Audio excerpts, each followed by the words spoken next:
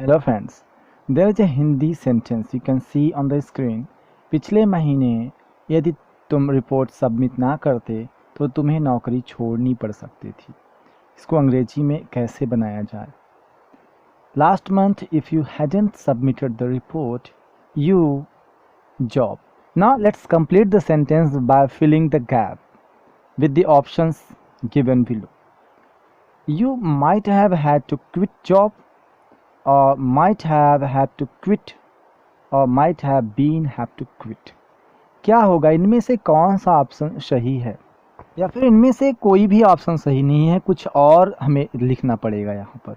तो एक चीज़ बता दें कि जब ऐसे कंडीशनल सेंटेंसेस आते हैं जिसमें कार्य होने की पॉसिबिलिटी थी पास्ट में, इन द पास्ट, लेकिन कार्य नहीं हुआ, इसके लिए हम would have plus third form या could have plus third form या फिर might have plus third form का यूज़ करते हैं। लेकिन यहाँ पर छोड़नी पड़ सकती थी, यानी यहाँ संभावना है छोड़ना पड़ भी सकता था और नहीं भी छोड़ना पड़ सकता था, मतलब यहाँ माइट का प्रयोग सही है, माइट हैव और थर्ड फॉर्म का यूज़ सही है।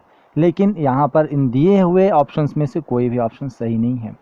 अगर हम इसको इस तरह से देखें कि अगर आप पिछले महीने रिपोर्ट सबमिट ना करते तो आपको नौकरी छोड़ने के लिए मजबूर किया जा सकता था, हम इस सेंटेंस को इस तरीके से लिख सकते हैं।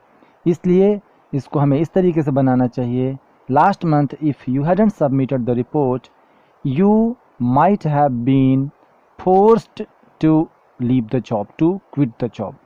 अगर इस सेंटेंस में तुम्हें नौकरी छोड़नी पड़ सकती थी की जगह तुम्हें नौकरी छोड़ना पड़ता, अगर हम ऐसा कहते तो वहाँ पर उसकी अंग्रेजी होती you would have been forced to quit the job. If you think the video was helpful to you, please like, share and subscribe. Thanks for watching.